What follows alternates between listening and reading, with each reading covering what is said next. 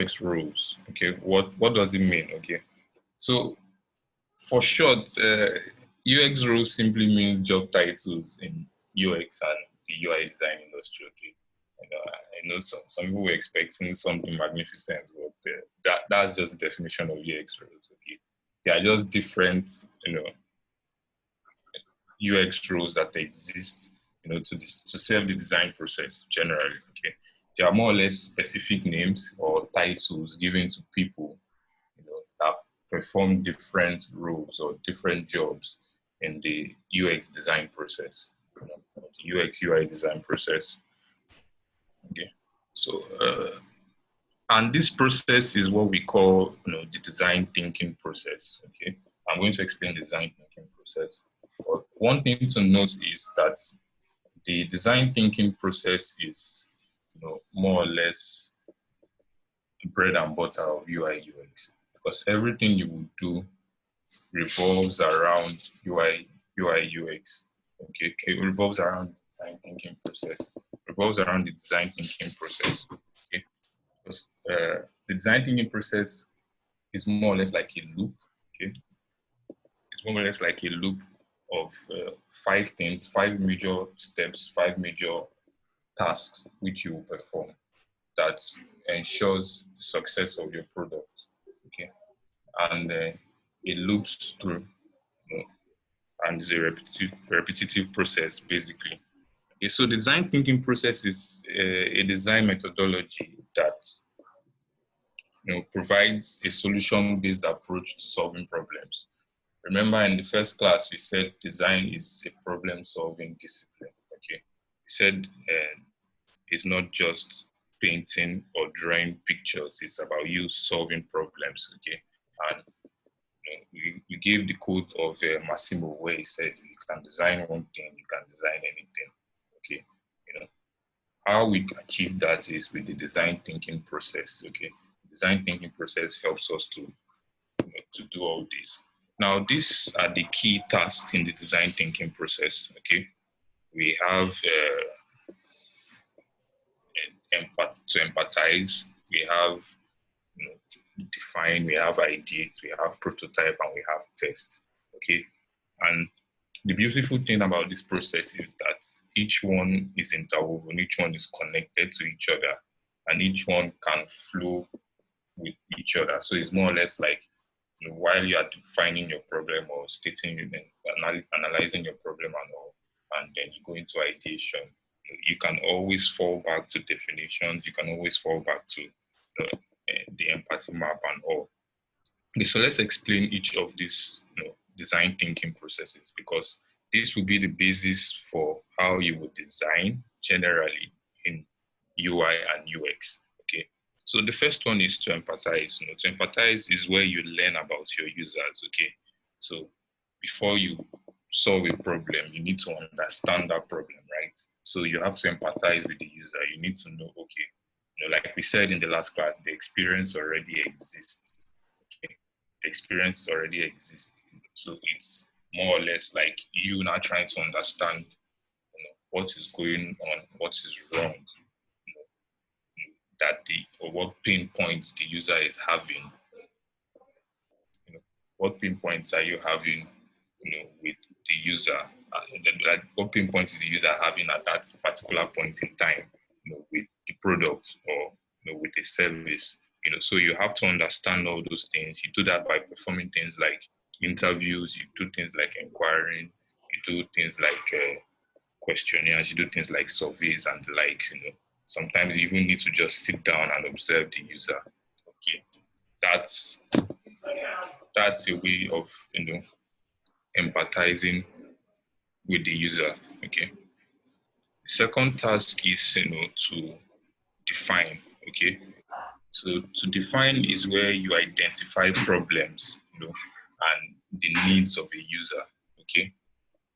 So here you take what you have learned from majorly, empathizing with them. You take things from the interviews, you take points from the surveys, you take points from the questionnaires, and then with that you can say, oh, this and this are, the actual problems the user is facing.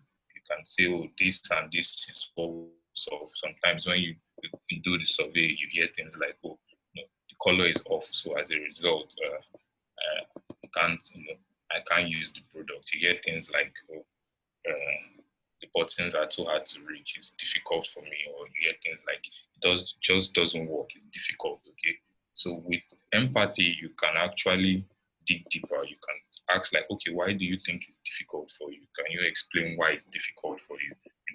When they tell you these things, you can actually now, you know, note or take note of those pain points, and then you can now define them into meaningful information or meaningful data analysis that you can now say, oh, I interviewed 50 people and 40 of them said this and this is what is wrong. Okay, which means this is a real problem. So you can use empathy to actually define the pain points in a program, or in a product actually. So the third stage is to ideate. you know. So ideate is where you generate design ideas to solve problems, okay? So ideate is not the final state, okay? Ideation is where you come up with things like wireframes, you come up with things like low fidelity, okay? Low fidelity and the likes, okay? Even though in prototyping, you still do wireframing, okay? But ideation is more or less like the final stage of ideation falls into prototyping, where you can now say you want to do wireframes. But ideation is where you come in, you brainstorm, you think of the worst possible ideas, you think of the best possible ideas, because in this state of the UX the design thinking process, you are allowed to make mistakes. Okay, you're allowed to go crazy. You can come up with crazy things. You can come up with crazy ideas. Of solving that problem. So here it's always nice to do the ideation phase with people, or similar people who are on the same project. You know, so that you can get as much ideas as possible. But it still works with one person, if you really know what you're doing. Then the next stage of the design thinking process is prototype. Okay, prototype is where you create mock-ups. Okay, and eventually you now create the final product. Okay, so prototype is where you now come in, you might now do paper prototyping, you finalizing your wireframes, then you can now go ahead and do maybe the final design, with colors and buttons and all. Okay, that's prototyping. Prototyping is more or less like the UI design stage, okay, of the design thinking process. So the final stage is testing. Okay, testing is where you test your designs. That's simply it, okay, with users to improve those designs, okay? Because now you have gone through this entire process, you need to now test. You need to show the user, and the user needs to look at it and be like, oh, okay, it now works. Or the user needs to look at it and tell you things like, oh, there are still flaws, there are still errors, there are still problems. That's why you need testing. Because by the time you test, you might feel, oh, you have solved the problem, but the user comes in and tells you, oh, this is not working for me. Which is why I said the entire process loops. So when they've tested and the user is like, oh, okay, it's okay, but that but now comes in again. You go back and you continue your interview. Okay, what caused the but? Okay, then you understand that, then you define it again, then you ideate. So a product is never finished. Okay, nothing is ever perfect, which is why you discover some of the big brands, digital brands keep innovating. There are always new stuff coming up because the process is always evolving. Okay, so that sums up the process, but it's almost impossible for one person to do all. Okay, it can be done. It can be done. Definitely, it can be done. Okay, yeah, there are lots of people who do the entire process. Those are the people we call UX designers. Okay, but in the long run, a serious brand or a serious organization will most likely employ professionals in diverse roles of UX. Okay, so that's why we need to talk about those roles. Okay, because at the end of the day, A serious organization will say, oh, we want maybe a product designer. A serious organization will say, oh, maybe we want a visual designer. So that's why we're talking of different UX roles. You can know all, but it's always nice to specialize. In the long run, when you specialize in one and later you start bringing in the others, you can now say, oh, maybe more or less a product designer or something of that nature. Okay, so we are back to the UX roles. Okay, like we said, the UX roles are just titles given to people, that serve a particular purpose in the design thinking process.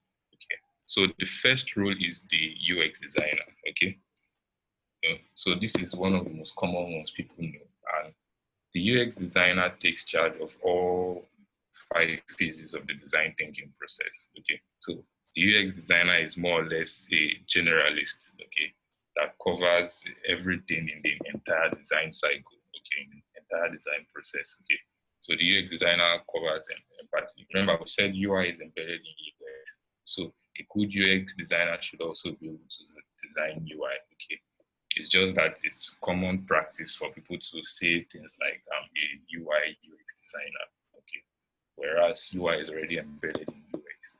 Okay? So the UX designer does everything. Okay, they empathize. That means they do research. They define. They sit down. They study those problems. They, ideate. Maybe they form design sprints and the likes. The prototype. They test. So this is the first major rule. The second role is a product designer. Okay, so product designers basically take charge of all the 5 phases. So they are more or less like still UX designers. The only difference is that they also include the product roadmap as a part of their business. So think of a product designer as a UX designer plus a project management professional. Okay, okay. So this is a relatively new role. Okay, this role has been on for maybe a year plus or maybe 2 years. So it's a relatively new role. And as the field grows, you will hear about some other new roles coming up, because UX is wide, very wide. So a lot of these roles are brought in, or I won't say they are made up. They are not made up because they fulfill particular goals. Okay? So they are brought in so that they can achieve those specific goals within the design process. Okay? But a product designer is more or less like someone who will be bothered about the foreseeable future of a product, of a digital product. Okay. So it not just only does the entire process of that a UX designer does, but he or she is also looking at deadlines, looking at deliverables, looking at how this product is improving. So it's more like a hybrid role where you are considering about the project, the lifespan of the project and all those things, as well as communicating deeply with marketing and some of these other departments. So a product designer is more focused on that product. UX designers are more or less, they still focus on the product, but they are not required to do as much as product designers are required to do. And again, we have a visual designer. So unlike UX or product designers, visual designers are usually specialists. Okay, you can see they only specialize in the prototyping aspect. Okay, so they create pixel perfect prototypes. So those UI designs you're seeing. So just think of a visual designer as a UI designer. Okay, so some of them are just grammar to confuse people. But a visual designer is still a UI designer. Visual just sounds more funky or more professional. Okay, so all you're doing here as a visual designer is to create those prototypes. Okay, they focus at the latter part of the project. Okay, and where the UX designer might have said, "Oh, I've done all this. We've finished ideation. We've done wireframes. Now take convert to colored or high fidelity prototypes." Okay, so visual designer is in charge of making things like color choices, typographic choices, how to structure elements, how to, where illustrations should be, where pictures should be, where videos should be, all those things, the visual designer is in charge of. So the next role is UX research. Now, UX research, take charge of empathy definition and the test phase. Okay, like the name research, all you're doing is researching. Okay, okay, and they are also specialists like visual designers. Okay, so here UX researchers use qualitative and quantitative research, user research methods to provide real user information. Okay, which excuse me, which other designers can use to design. Okay, we'll talk about qualitative and quantitative research methods. Still today. Okay, so all you are doing is going out, finding out problems. Checking what is wrong, understanding what is wrong with the current experience, and then defining what is wrong. Then you hand over to maybe a full UX designer, okay? Because now you don't ideate. UX researchers don't ideate. All they do is find the fact. All they do is look for, what is going on, what is wrong at that particular moment, okay? Then when they are done with all that, they hand over for the UX and the UI or the visual designer to ideate and prototype, and then they test. Testing comes at the latter part because now you now need to sit with the user and say, oh, this is the problem, and this is the new solution we've come up with, rather. And let's see. The user tests, the user says, oh, it's working for me, or the user says, oh, it's still not working for me. And then, as a UX researcher, you need to find out why. So UX research is a nice role.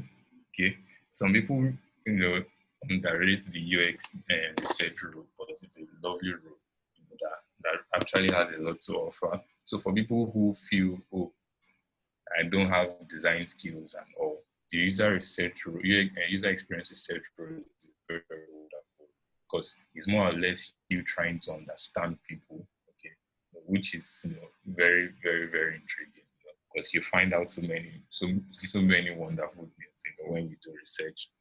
Okay, so the next role is the content strategist. Okay, so content strategists are a very critical part of the UX design thinking process. Okay, and I would say they are even more overlooked than UX researchers. Okay, because people just feel all they are doing is creating copy.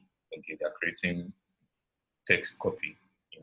But if I have a product, fine, it's looking beautiful, fine, the illustrations are nice, fine, the color is wonderful, the typography is wonderful, everything is beautiful, but I cannot communicate with my text. I cannot, use clear, simple, and concise text to communicate with people on my product. It's useless. Okay, if I was maybe let's use a banking landing page as an example. Maybe I jump into First Bank or UBA or whichever bank, and I come in and the first thing I'm seeing is we are the best bank in the world, blah blah blah blah blah. Like so much copy, the text is so much. Maybe it's a full two sentences, okay, that greets me on that website, I'm put off, okay. Whereas if I have a content strategist, this person comes in to sort of condense those two paragraphs into maybe just, maybe 5 to 6 words. Okay, you may get something like bank with the best. Forget about the rest. That's very cheesy, so don't mind me. But you get where I'm going. You need good copy to be able to captivate people, because after they've seen your illustration, after they've seen maybe your picture, after they've seen maybe your colors and every other thing, they've seen, the layout and every other thing is fine. The next thing they go for is what is it about, which is the text, which is where you have to explain yourself. But people are tired of reading long copy. Okay? People just want to come in, know what you're about. If they're interested, they dive right in, which is where content strategists come in, because they can help you create that tool, think of text as the voice for your brand when you are not there, okay? Because you can't tell everybody who comes to maybe your website or your app, this is what I'm saying in your own voice, okay? They need to read it because you are not there, okay? They need to read it for themselves. So you need a content strategist to come up with the right kind of copy. And this field is relatively new as well, and it's really, really booming, okay?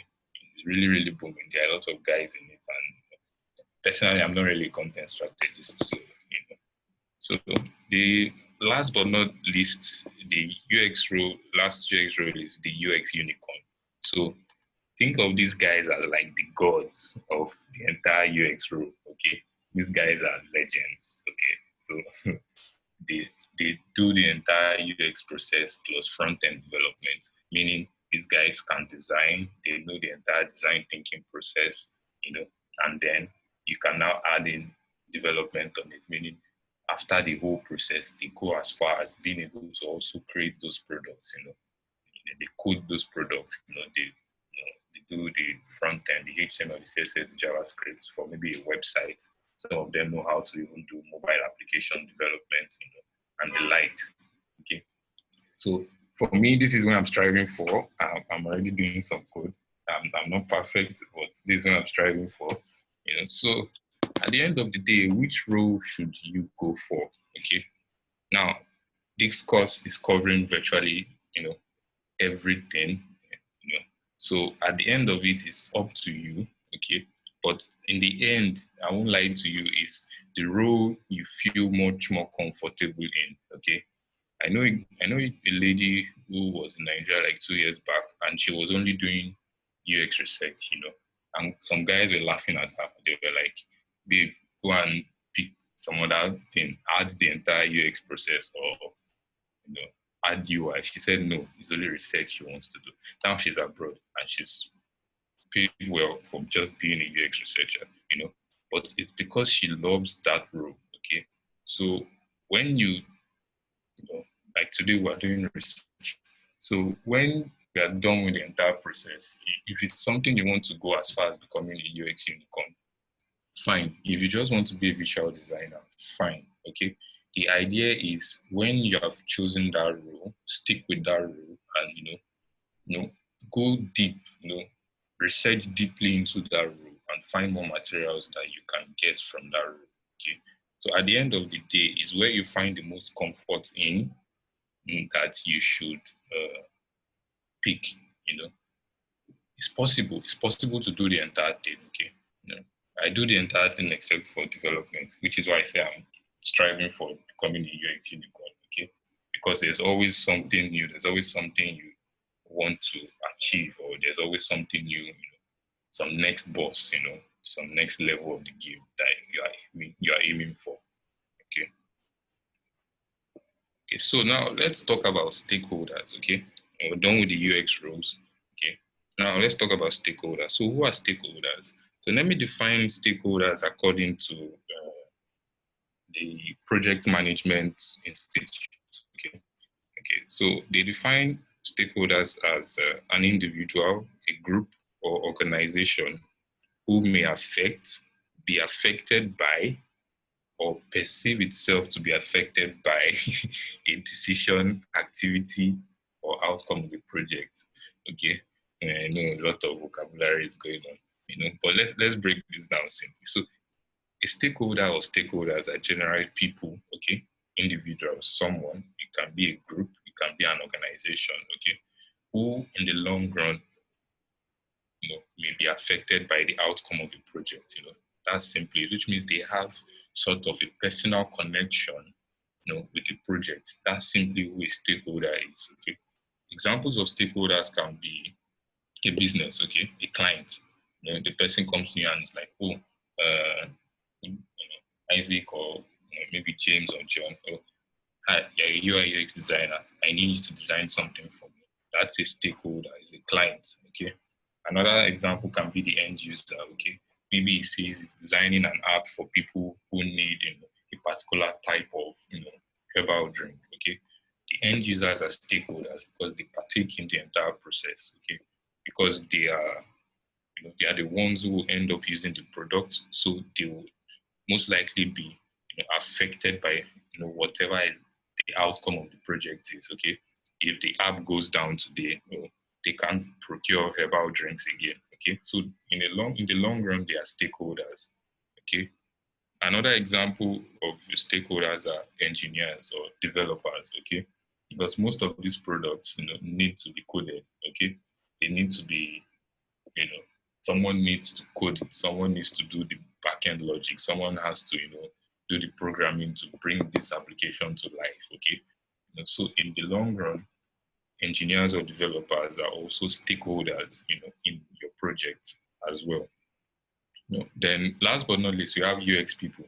So in most cases, or let's say in an ideal situation, okay, when doing UI UX, it's more than one person. Okay, the ideal situation should be more than one person, maybe two or three people, at least doing UX.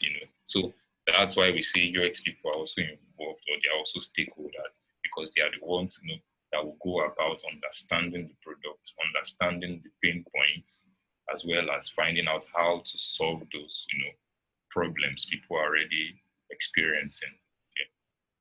So, uh, what is required from these stakeholders, okay, or what are the things you need from these various stakeholders, okay. The reality is that the topics you cover during interviews would differ, okay, because now we have different types of stakeholders, and in some projects you might have as many as 10, okay, because when you sit down and you identify who, remember we say stakeholders are people that will be directly affected by whatever outcome the project will have, okay. So sometimes it might just be two people, sometimes it might be 10, sometimes it might be 15. So by the time you sit down to list out your stakeholders or who is actually involved in the process, okay, the next thing to ask yourself is, what is required from them, okay. So in the materials section in your Google Classroom, I have a questionnaire uploaded for you, a sample questionnaire for communicating with stakeholders. Okay, it's like a general template in that the IDF released. So it's like an industry standard questionnaire. So you can always use that to understand more. Okay, so the next thing you need to find out is what is required from these stakeholders. Okay, and this would differ depending on the type of stakeholder. Okay, so, for example, if you are talking with the client now, for example, the person who gave you the project, what you will be asking that stakeholder will be different from a developer's point of view. Okay. So, for a client, you will be asking things like, what is the project about? Okay. What is the product going to be? What do you want to achieve? What are your aims? Who is your biggest competition? Okay. All those types of questions.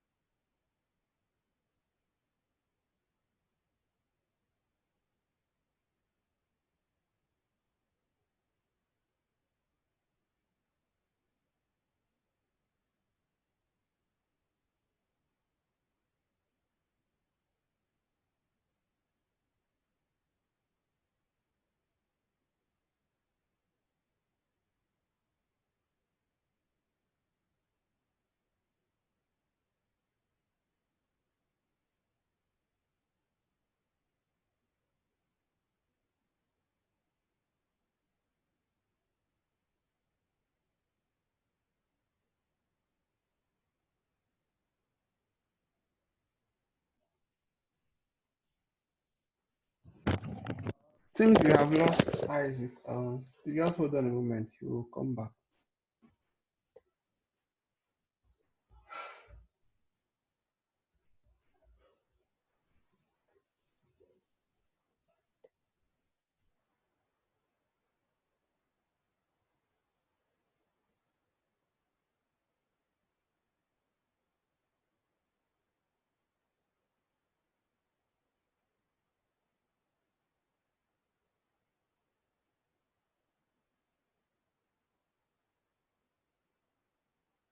Okay. So, can you guys hear me?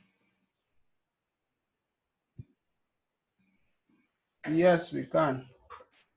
Okay. So where did you guys lose me? So maybe I can backtrack a little.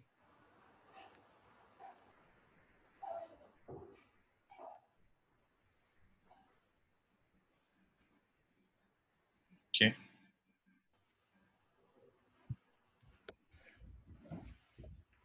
Okay.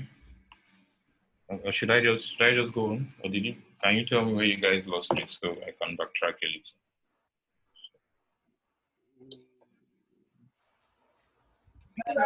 Everybody.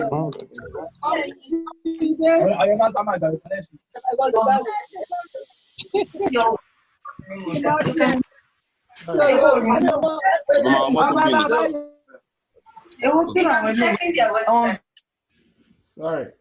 Isaac, I think we continue.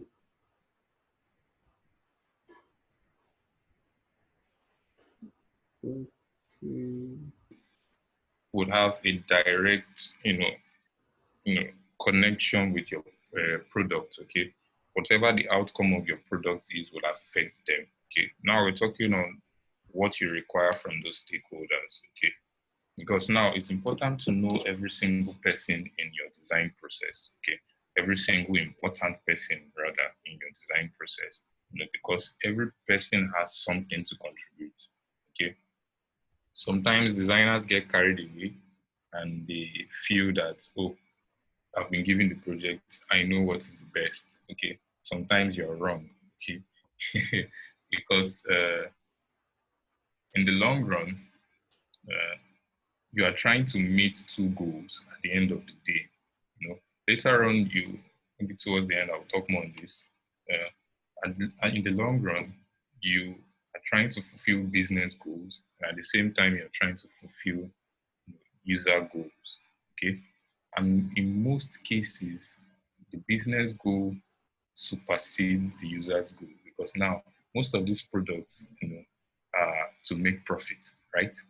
You can't tell them that, oh, they can't make profits because if they integrate so and so, the user is put off. Okay, so you, as a UI UX designer, you're trying to strike this kind of balance. Even if you want to take out a feature, you need to have researched it thoroughly and then come with your facts to the business and say, oh, we can't implement this or that because this is what will go wrong. Okay, which is why it's important to know each stakeholder and who is most important in the level in the hierarchy of stakeholders.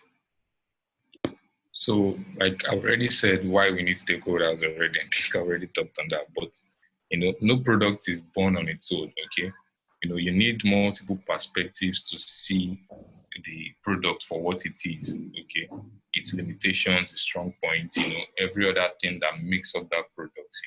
Which is why you need stakeholders. Okay, so how do you talk with stakeholders? Okay, it's straightforward. You just simply walk up to them and talk face to face. Okay, that's how you talk with stakeholders. There's nothing special about it. Okay, which is why we'll talk on the research part where you involve the qualitative and the quantitative research. You know, so it's pretty much a straightforward thing. You walk up to them, you talk. And remember, each stakeholder has a different level of priority or a different level of importance. Okay, so those interviews or those surveys or those questions you will ask will vary. Okay, so remember the resource to talk to stakeholders is already in your Google Classroom, so you can take a look at that. Excuse me. Okay, so now let's talk on UX research. Okay, so this is the major part of you know, our class today. So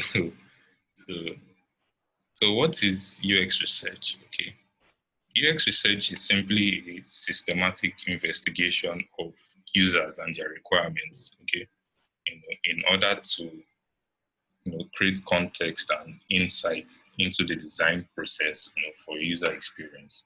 Okay, let me explain it and let me break that down a little. So, a systematic investigation. Okay, so I already talked about the UX design process, and the first one is empathize. Okay, think of empathy as the first stage of the UX research process. Okay, It's a systematic investigation. So you follow conduct, you follow process to investigate. Okay, you are performing some certain actions or some sequences to find out, what is going on.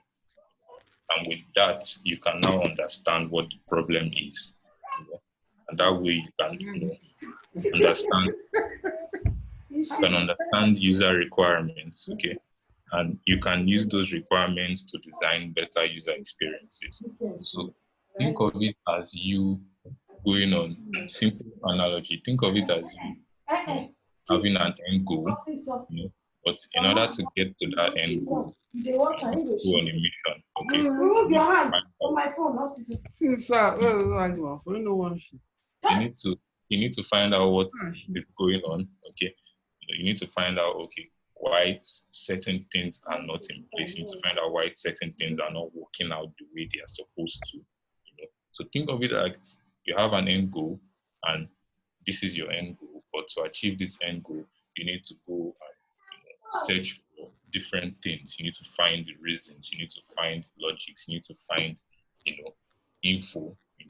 More facts. To justify the end goal.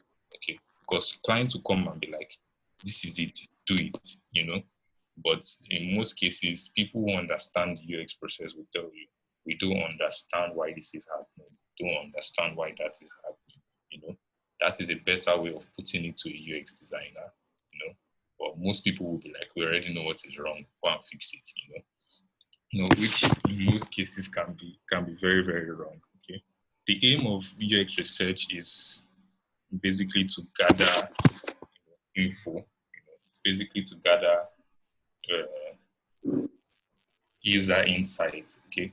The way a user feels or the way a user understands your product is very, very crucial, because that will, that in the long run will help you to, more or less, let's say more or less, discover their pain points, at the end of the day. Okay. So the UX research methods are plenty. There are a plethora of them. There are a lot of UX, methods. Okay, we have remote interviews. We have focus groups. We have usability testing. We have A and B testing. Some uh, some of them come in at a later stage in the process. Okay, not you won't really necessarily use all of them. All of them exist for specific purposes. Okay, but for the most part, you'll be using a few. But even as many as they are, this is even tip of the iceberg. I think there are about 25 or 30. I'm not even sure how many they are because I don't I don't really use all of them, But it has been proven that the best, by far the best research method to use is interviews. Okay, that's one-on-one interviews. But the thing is, the kind of product. Think of it this way: the kind of product you are trying to research will determine the kind of UX research method you should go for. Okay, and at the end of the day, they are categorized into two groups. We have quantitative research and then we have qualitative research. Okay, so quantitative research is primarily you exploring research, that and you can use it to quantify the problem by you gathering numerical data. Okay, just think of quantitative, and when you think of quantitative, think of maybe quantity and then relate it to numbers. Okay, so you are performing that research to gather numerical data. Okay, so a good example of quantitative research would be maybe surveys, online surveys. Can be questionnaires, it can be online polls. Okay, all you're doing is putting out questions, putting out things for people to questions to find out, what really is the problem with the product, and users answer, and with that you can quantify. Okay, so here is more or less like a restrictive type of research because, the questions you ask will solely be, you know, can only give you quantified answers. So if you ask a question like, why are you not using the product? A, it's too complex. B, it's too this. C, it's too that. Okay. By the time you are bringing in that research at the end of the day, you are quantifying it because you will now be like, oh, out of 50 people I interviewed, 5 people said it is this, 7 people said it is this, and then maybe the remaining number said it is this. So automatically, the majority said it is too difficult. Hence, it is too difficult. Okay. Now, quantitative research has its place. Okay, especially when the problem you are trying to solve warrants that. Okay. Then we have qualitative. Okay. Now, qualitative is more or less a direct assessment of a user's behavior. Okay. Which is why, in most cases, it is proven that interviews are better because interviews give you qualitative research. Okay. Because now you are sitting with the user. You are, some people follow it. You're asking questions. You are reading body language. You are reading so many different things into it. You are there with the user. The user will not necessarily lie about his or her answers. So that's why qualitative research is, more or less, preferred. So a good example now, let me differentiate between qualitative and quantitative. Let's say Coca-Cola, for example, comes to you and they're like, uh, people don't download our apps. Why is that? And you do your research, and for that kind of research, you can't use qualitative, okay? You would have to use quantitative. You need to put out surveys and be like, oh, the Coca-Cola app is great. Why don't you download it? You can bring in options like, oh, it's not easy to find on maybe the app store. Okay. I never knew Coca-Cola had an app. That is a qualitative research. You can put that out and get info and be like, oh, the majority said they don't know you even have an app. So that way they look at it like, oh, we need to do more marketing. We need people to know we have an app. That's a way you can pull off quantitative. You know, but Coca-Cola comes to you and they're like, oh, people use our app, it's nice, it's wonderful, we're having 1 million users per day. But we're not achieving sales up to that. We're only achieving maybe 10,000 sales per day.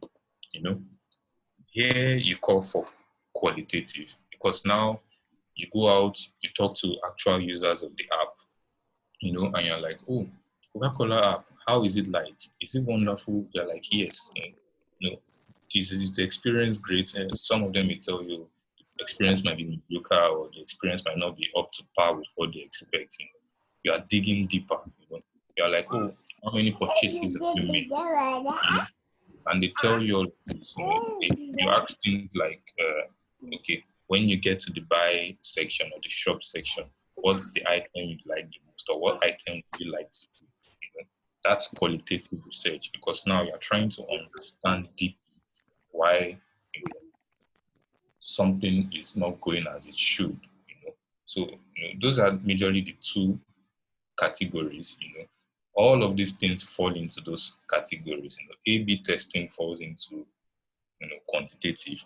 A/B testing is majorly when you design two things for the same product and then you put it out and pit them against each other. So the one that wins turns out to be the better design. Okay. A/B testing, most big companies do A/B testing. They may even have 4 design teams and they end up doing A, B, C, or even D testing. Those guys have money. So so they can get 4 design teams. They design 4 different things. I know Netflix does this a lot. They do a lot of A/B testing. They design 2 user interfaces, and then they put it out. Sometimes they even put it in live production where some users of Netflix are seeing something and another portion of users of Netflix are seeing a different thing. And then they study the data that comes from this and they understand which one is better. Within a period of maybe a month or two, everybody starts using that new interface automatically. That's A/B testing. There's remote interviews, there's focus groups. There are a lot, but the major ones you will be focusing on will be majorly just surveys, polls and interviews, because these are like the tried and tested ones, or these are like the cheaper ones that don't require a lot of funds and they give you the best results, across the board.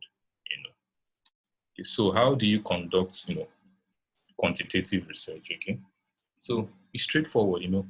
Back then it was harder, but now it's easier. And there are a lot of tools that makes this very, very easy. So we have Google Forms, for example. Okay.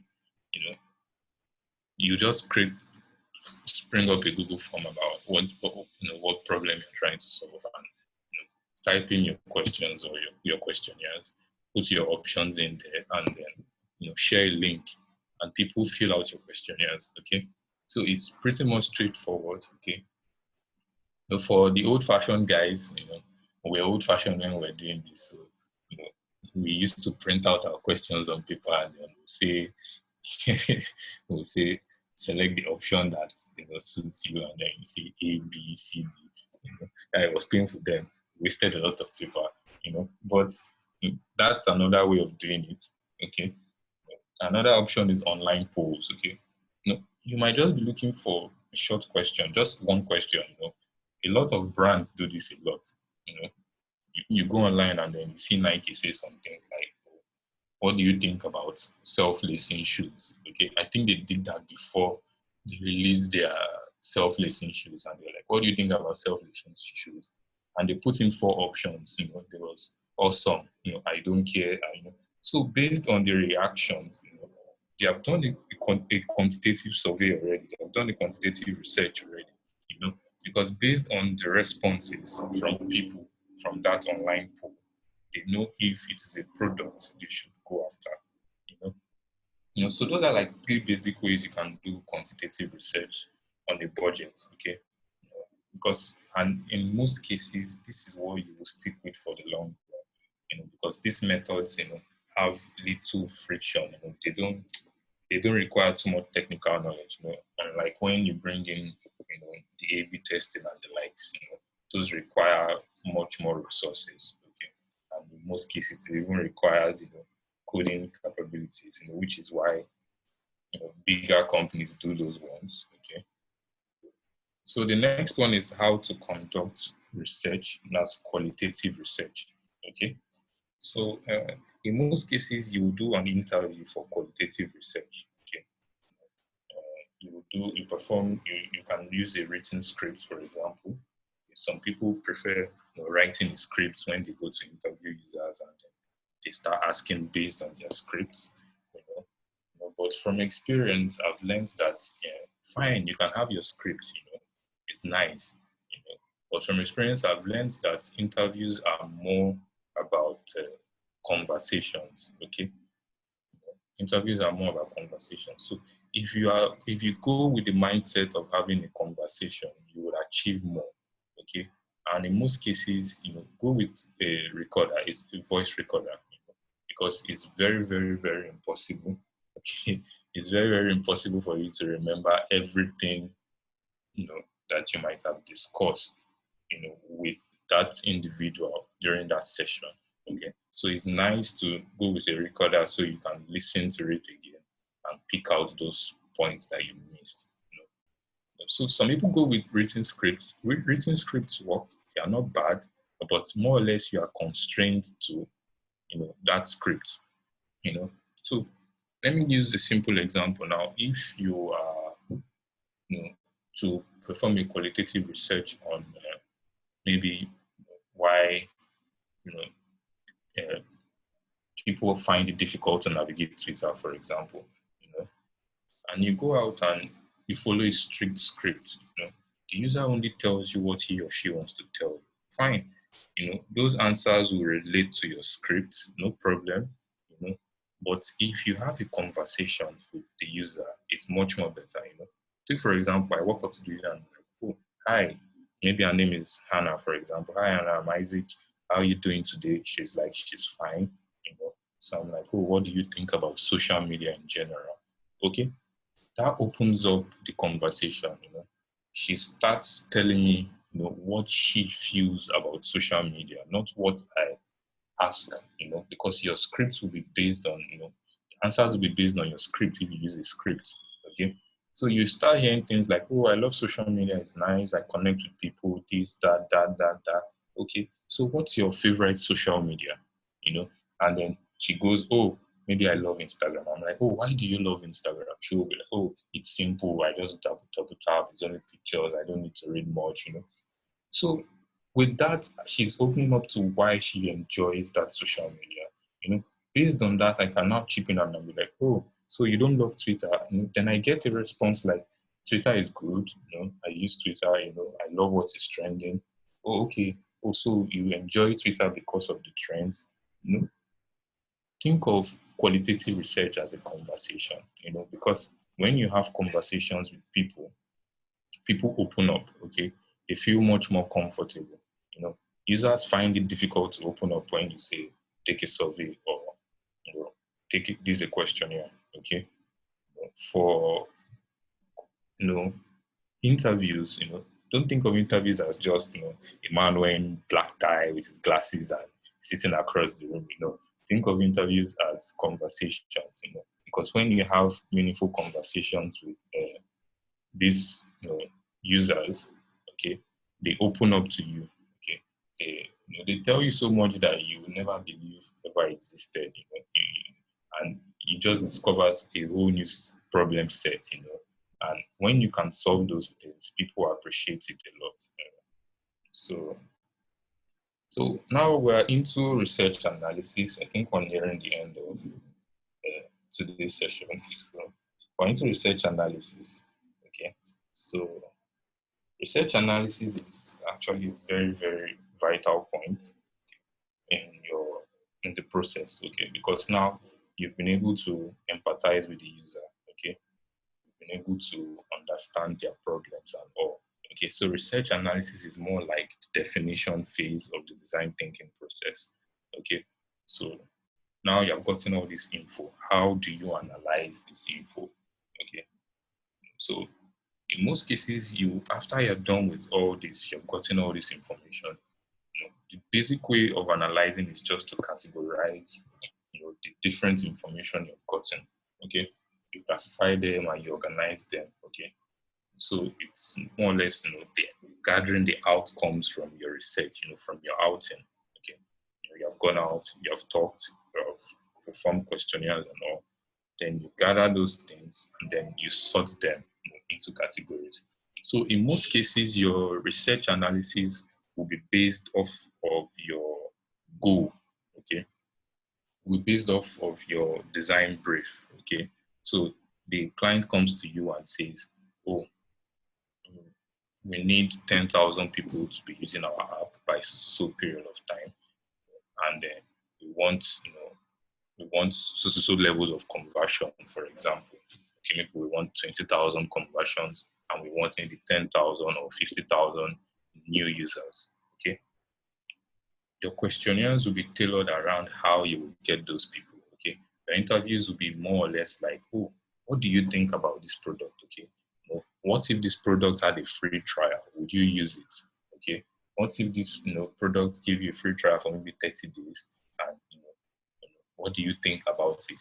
You find out those problems that are going on with the product currently. Okay, and then you take that into your questionnaires, into your research, and then with that, after you've asked those questions that trigger the user to give you responses, you bring that back to analyze. Okay, so let's say there are two products now, A and B. A is solid, wonderful product, well designed, well coded, everything is wonderful, but A doesn't have a free trial. Okay, so users never get to test it because they feel they have to pay maybe $100 per month before they use the product. Then there's B. B is okay, the design is not that great, but B has a free trial for maybe 30 days. So most people tilt towards B because they feel, oh, I can test this out. Okay. But at the end of the day, we discover that users get to stick with something that they are familiar with. Okay. Now, B has brought in people, even though their design is not as great as A, even though their entire system is not as solid as A, but because people have stayed for 30 days. There's this great saying, the devil you know is better than the angel you don't know. Okay. You know, people will stay with B because they feel, oh, I've spent 30 days learning this thing. I don't want to spend another 30 days learning another thing, and then I have to pay for it again. Are you getting? So when you get that kind of design brief, you are more or less looking at B and seeing, their pitfalls. Okay, maybe their design isn't great. Those are things you can look at and say, oh, okay, these are things we beat them at. But what are they doing that A isn't doing? Integrate those things as questionnaires into your research phase. Okay, the user looks at it and the user is like, oh, okay, well, if they have a free trial, maybe I'll test it out. Okay, okay, what do you think if I gave you 3 months for the price of 1 month? Okay, those are questions. Those are things you can ask users that will trigger responses. And then when it's time to analyze, you now categorize. Okay, so how do you categorize? Okay, so you categorize based on two major things. Okay, you categorize based on the business needs and the user's needs. Okay, so the business needs is maybe they want more users. Okay, what have you discovered? Why are there not enough users? Okay, based on your research might state they are not discoverable. Okay, that's one. Okay, number two might be, oh, they visited the website, but the information architecture is bad. You categorize that. Okay, maybe they visited the website is not appealing. You categorize that under the business aspect or the user aspect. So you need to understand where these things fall. Okay, because some things fall into both categories, okay? Like, for example, the design aspect can fall between both sides. The user might not be feeling the design, and at the same time, the business needs to update its brand guides, to accommodate for what is new, for what is trending, or for what the user would enjoy at the end of the day. So why should you spend time, analyzing? Okay. Now, a great example is, let's say, uh, 6 out of 10 people find it difficult signing into your application. Okay, or let's say, let's up the number. Let's say, 100 people try to sign in. Okay, and only 6 people even get in the first place. Okay, you are you are trying to find out why. On the surface, you might look at it and be like, oh, they can't sign in. Oh, the form is bad. Okay, that's one of the first things that goes through a designer's mind. Oh, maybe they are finding it difficult to navigate my form. Maybe they are finding it difficult to do things with it. But at the end of the day, that might not be it. Okay. Sometimes redesigning just for the sake of redesigning doesn't help anything per se. Okay. You are researching to actually find out the reason behind that problem. Okay. So you would go out and you would say, oh, we discovered you have been having difficulties signing in. Kindly explain these difficulties. Okay.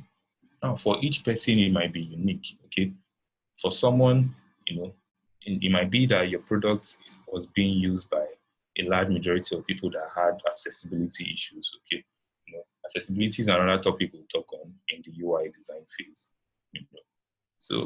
So for them, it might just be they were colorblind, and because your form was painted with so much color, they didn't know when the form was throwing an error. Okay, so redesigning for the sake of redesigning doesn't really help. It's better to understand the process. Okay, to understand the problem. That is why we said the design thinking process is a loop. Okay, it's a loop. After the product has gone out and you have problems, you go back to empathize again with the user, and find out, you know, what's going on. And all this brings us to need finding at the end of the day, because when you've been able to do a solid research, you've been able to uh, analyze your research. Analyzing your research doesn't mean you need to bring up Excel spreadsheets or use maybe one analytical software. No, you don't need all that. Some people go crazy and do those stuff. But at the end of the day, your analysis is just you taking what you have gotten and saying, oh, people have responded this way. Okay. Did I use qualitative? Did I use quantitative? Okay. Quantitative is easier to analyze because you can just throw numbers behind them and say, oh, automatically 20 people said this is not working out. So this is what they need. I found their need. Okay. It's straightforward. Qualitative, on the other hand, can be very complex because now the user is more or less throwing out their emotions to you or how they feel about that product. So it's up to you to now interpret it in the best possible way. That's why we say having the conversation with them is better. And even better is recording the conversation because you can go deeper and deeper and deeper and deeper with them. So all this leads us to need finding. And need finding is basically the act of you finding the necessities that users crave from a product after research has been carried out. Okay. So need finding is a product of your analysis, of your research analysis. Because after you've analyzed, you now understand what all those problems are, know what the user actually needs. Then you can now take this and communicate with the stakeholders. Okay. So that's why I said the process repeats, the process loops. After you found all this, you now say, oh, guys, this is it. Okay. So the clients can now look at it and be like, oh, okay, we can achieve this. A developer can look at it and say, oh, maybe we can't do this now. Maybe we can do this in version 2, or maybe we can do this in version 3. Those kinds of things. That's what need finding is generally about. Okay, so I think we've come to the end of today's session. Okay, so remember your assignments have 1 week deadlines, so you are still good with the first assignments that you're given. But this is today's assignments. Okay, there are 2. Okay, so the first one is for you to create a UX research using the brief from earlier. So remember in the first class, I said you should create a brief. Okay. So if your brief was with you trying to solve, e-commerce problems, or if your brief was okay, creating an educational platform maybe for people to study online. Okay. Now you need to perform a research on it. Okay.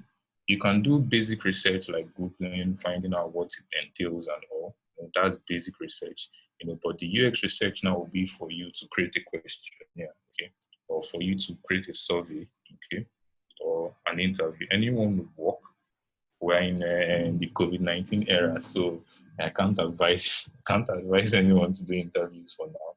Okay, okay, wear your face mask if you want to do interviews. But in most cases, questionnaires would suffice. Okay, so I have a link to a video which you can watch. It's on your the material section. The video is on how to use Google Forms. Okay? You can use Google Forms. You can share the link with your fellow classmates. Everyone can also fill each other's questionnaires and all. So you can use a basic questionnaire.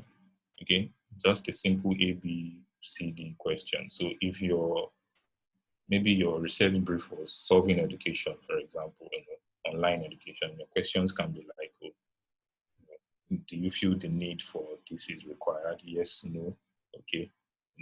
How often do you find yourself online? 5 minutes, 20 minutes, So those are qualitative and quantitative research that you can pull off. But remember, the method of research varies based on the problem you're trying to solve. Okay, so you need to look at which one appeals to that problem. So the second assignment will be you now analyzing that data, okay, and documenting them by identifying what the user needs at the end of the day, okay. So now why we're doing this is so that you can zero down on what you are actually designing, okay. So I think next week we're going to talk about journey maps and user flows. Okay, so you would use what you have found, the needs you have found, to now understand how to create your journey map, how to create your user flow, how to create your personas. Okay, all those things are important, and the only way you can get those is to fully understand the needs of the user. Okay, so your analysis can be straightforward. It can just be a table. Okay, it can just be a table, and you can just say need one, this is it. Need two, this is it. Need three, this is it. Sometimes some products only have two major needs. Some products have as many as possible. So it doesn't really matter how small the project is, but this is just for you to understand the entire process as a whole. Okay, so I think that's all. You know, glad that you guys joined. Sorry, my voice is somehow today a little bit down. I've not slept, so if anyone has any questions, I think I can take questions now. Okay.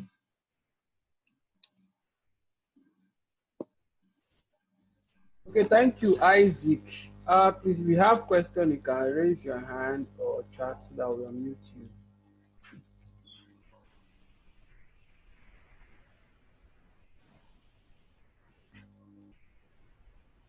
Okay, rejoice. You will get the recording. Just stay in the WhatsApp group and then we'll let you know when it's ready. Thank you.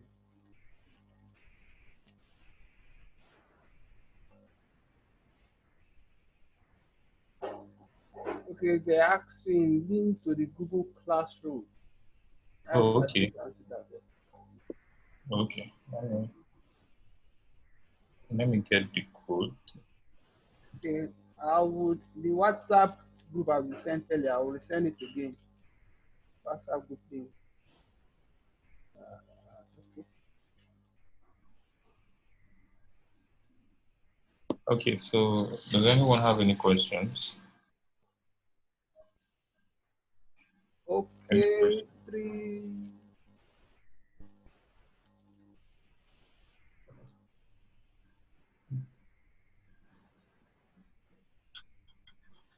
Sorry, hold on. Let Yeah. me unmute.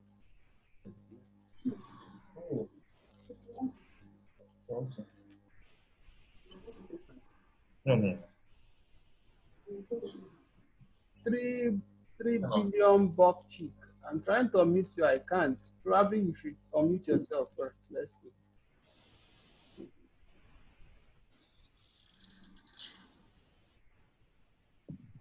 Oh.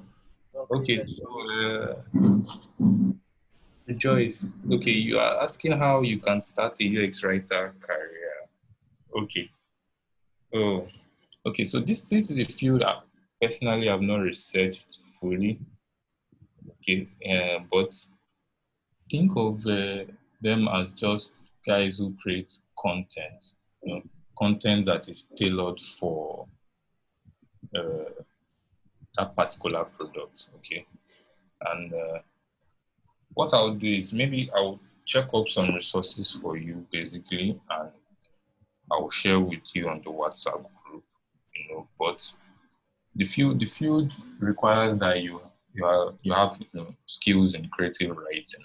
Okay, so it's more or less you know using your words to entice or to convince the user to maybe use a particular product. Okay, so that's basically their role. Okay, and more and more people are looking for them. More and more people are looking for them. So I like the fact that you took notice in the UX writer. It's nice. It's a nice part. So okay. If I don't send you something by Tuesday, hit me up on Twitter, okay, and remind me, okay. Then I'll look for some materials for you on that. Okay. Okay, Bumi, you spoke about using research for product that is already existing. Our product has not created. How do you create research around product that is still yet to be built? Okay, okay. Wow. Yeah, it's still more or less the same thing. Remember, we said if you can design one thing, you can design anything. Okay, it's still more or less the same thing. Okay, Yeah, a good example, okay. I can't really use a good example because I can't really think right off the bat of products that is still yet to be built, but the fact that you've already, thought about the concept of that product, means you already have an idea of that product, okay? So it means you already know, this is what the product should be, this is what the product should do, you know, meaning to a large extent, there's already a problem in place, okay? I don't know if you're not getting, just stay with me now. Okay. You are creating a product, to solve a problem, meaning the problem is already there, meaning the experience is already there. Okay. So what you are creating is to enhance it, even though it might be the first of its kind. Okay. So irrespective of how you look at it, what we create revolves around our daily lives. What we create revolves around what we do. Okay. So at the end of the day, that problem exists. At the end of the day, that experience already exists. It's just that people have ignored it because they have found a way around it. And then your product will be like the first to solve that problem. So it looks like the problem doesn't exist, but meanwhile, it actually does. Okay. I don't know if you're still with me. Okay. So how you can create research around that product will now be you thinking about how you want to categorize that problem. Okay. So it will be more or less like, oh, if the problem is very, very personal, it means I need to do interviews. Okay. If the problem is not that personal, it means I can do a normal quantitative survey and then you pick up your questions. And the beautiful thing is that because you are, let's say, the first to do that, uh, you have the ability to fail at it without having problems, okay? And then you just keep reiterating. That's the idea of the design process, okay? You you can fail at any point in time, but you can always go back and find, what has gone wrong. So since you already know the problem, to a large extent, you already know what questions to ask around the problem. So I don't know if that's clear enough. Okay. Okay. Hi, good afternoon. Yeah, good afternoon. Yeah, this is Adenike Chirembokchik.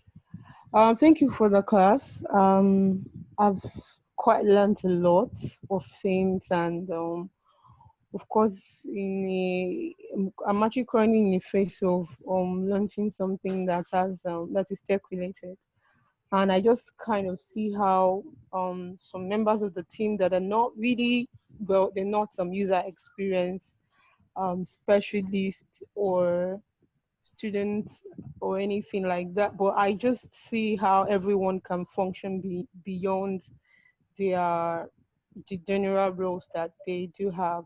But then I think I heard you say that there was a class last week. Yes. um, Yes. yeah, so I couldn't join. I came earlier and you were not available, so we had to come back. But I couldn't join for whatever reason. I don't know if we can do like a quick recap of that, so that Oh, okay. I'm sure I really do not miss anything. And I think I also see someone says that they want you to also do a recap on what you thought last week as well. If you can quickly understand, you said that you're tired and you're not feeling too well. Okay. I recorded last week, so it's up on YouTube. Okay. Oh, Yeah, so okay. I think you can always Okay. get that from YouTube. Good luck if you are in the WhatsApp group. The link is there. I Okay. just saw that there is actually a WhatsApp group now, so I think I'll just go and Okay. join. All right. Thank you. Okay. So Sean said, can we say to empathize is also for feedback? In the process, everything is for feedback. Okay. Everything gives you feedback. Okay. you know, because when you're empathizing, it means you're trying to understand what is going wrong, okay? So when you give them questionnaires or when you give them surveys or you interview anyone, it's always for the feedback, okay? Because it's with that feedback you can now sit down and analyze and say, okay, this is exactly what the problem is, okay? So definitely to empathize is also for feedback, definitely. Okay, Ola Sukomi said, what is the risk level of a UX design? Like, what is the gravity of damage you can do to a business or brand? Oh, bro, you have no idea. Okay, I'm looking for a very good example. Uh, yes. Okay, now I don't. Some of do any of you know Craigslist? Okay, uh, Craigslist is is a website abroad, that list out, it's more or less like the GG of Nigeria or something, or eBay. Okay, and Craigslist has always had one principle, that everything that is on their site is purely links. Okay, you go to the website, there's no single image, there's no single beautiful thing. Okay, it's just a bunch of list items with an underlined blue color, meaning it is a link. When you click it, it takes you somewhere. Okay, Craigslist decided to do a design. Okay, a redesign, and they lost, I think, was it 10,000 users in one day. Okay, now I'm not saying the initial design was bad. Okay, the initial design was functional. Okay, that's why I say you need to understand your users before you go ahead. Okay, the users who used Craigslist were like, oh, I come in, I'm not stressing myself. I go through the categories, I find where I want, I click, and I'm into that category, and I find whatever offerings are there. Get? But they were like, it's not beautiful. That's why I say you don't necessarily need to redesign for the sake of redesigning. Okay? You don't necessarily need to redesign just because you feel, oh, eh, everybody's one is looking funky, everyone is looking fresh. You need to do that research. So if Craigslist had gone ahead and said, oh, guys, what do you think about us redesigning? You're getting, you know, people will be like, okay, we're up for it. And if they went ahead and said, oh, let's have a link that changes the website, okay? Like, okay, when you come in, you have the old version, but if you want to try out the new version, check this out. Instead, they went right in and then they lost thousands of users, okay? So to a large extent, UX, UI plays can make or break your brand, okay? Because it's the perception the user has of your brand, okay? You are not there, so it's what you leave behind, or what they see. That's what they think of as you.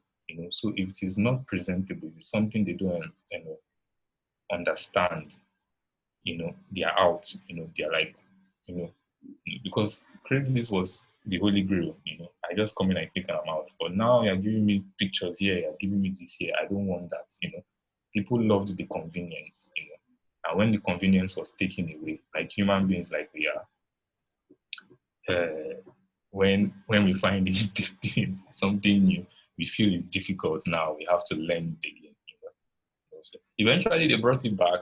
Some people came back, but they've already lost. They already lost a lot of people. So definitely, UX can make or break your product. Definitely. Yeah. So I can say, yeah. Research is really important. Yes. You see, goodness is saying that's because the users were already used to the former interface. Yes. See, now look at Facebook now. If I give you Facebook of, let's say, 4 years back and Facebook of now, you will notice some level of similarities. Okay.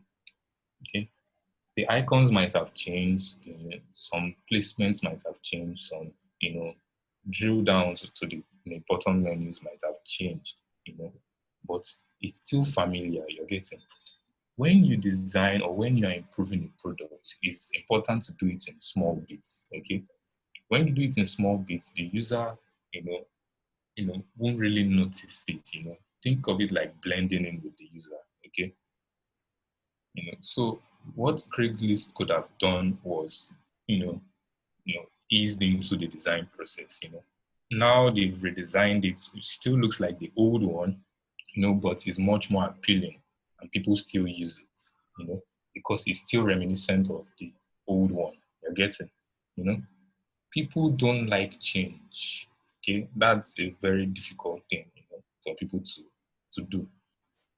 So when you are making those changes, when you are making those slight adjustments, do it slowly, okay? Maybe today you change the navigation bar, okay, for your application.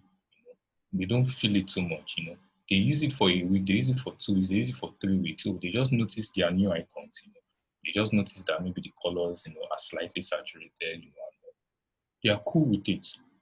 You wait a week or 2 weeks, you drop in the next day. Slowly, slowly, slowly. People don't want to just wake up tomorrow and the app they already understand has changed the next day. You get, because they have to learn it again. You're getting. And when people have to learn again, it's a problem. Okay. So, gradual change is the way to go, not one big drastic change. Okay. So people don't like change, disruptive change, yes. Okay, so okay. So any other questions? Any other questions?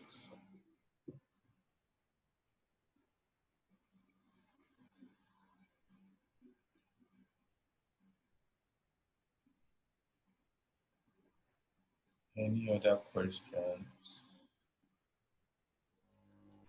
Yeah, there's a question there. You didn't explain guerrilla research. Okay, Hi. okay. So, guerrilla research. Okay, let me look for a simple way of explaining it. Think of it as how do I put this now? Okay, guerrilla research is more or less like understanding uh, experiences. Okay, you know, it's mostly what you do in like a public space. Okay, you know, it's think of it like a research that you don't require too much planning to do. Okay, so guerrilla research is not really deeply integrated into the product design system. Okay, guerrilla research is okay. Let's use a taste test as an example for guerrilla research. Okay, you have two sodas. Okay, you created two formulas for sodas. You do a blind taste test. Okay, that's a simple example of guerrilla research. Okay, it's a straightforward research. People just it's more like an advanced form of A/B testing. A/B testing was sort of pulled out from it because A/B testing is where you use technology to test. Okay, where you have two products, digital products you're testing. But guerrilla research is, much more straightforward. It's just for you to understand how a user is experiencing the product. Okay. So it's more like you trying to gather user insights. Okay, how the user feels about something. Okay, so you're digging deeper into most likely the emotional part of the process. So it's like, oh, what joy does this product give you? What satisfaction does this product give you? So in most cases, that's why I didn't talk much on it because it's more or less like a complex research method that, let's say, people who let's say people who have products that pertain to the emotional well-being use. Okay, so it's more or less like understanding the emotional part of a human being, the user's insights. But one of the advantages that it gives fast turnaround. So, but it's not something you need to dwell too much on, because you may never really use it. I've never even used it at all. So I think guys like maybe Tinder use it. Okay, if you notice, Tinder is a dating app, so they look at users' insights, and the emotional well-being of users, and then they use that to match you with maybe people who you might eventually like. So that's basically it, but it's not something you should dwell too much on. Well, except if you want to study the emotional part of people, then by all means go for it.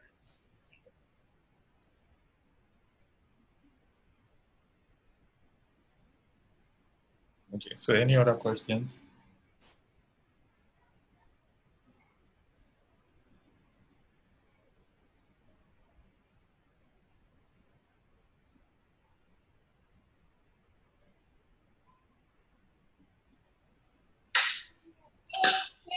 Hello, Isaac.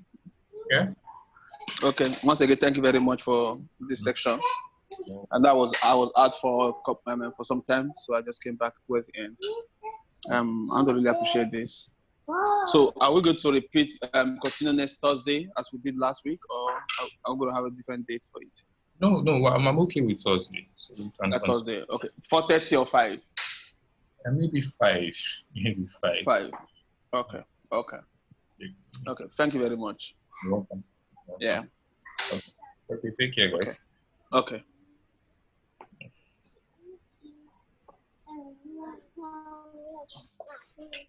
Right, thank you very much, everyone. Really appreciate your time for this session. So we'll see on Thursday. If you've not joined the WhatsApp group, I think you should put the link there. The recording will also be posted there to the link recording. So see all of us on the WhatsApp group. So thank you, and thank you, Peter, for leading this. Thank you all. Right, bye, guys. Yeah, bye.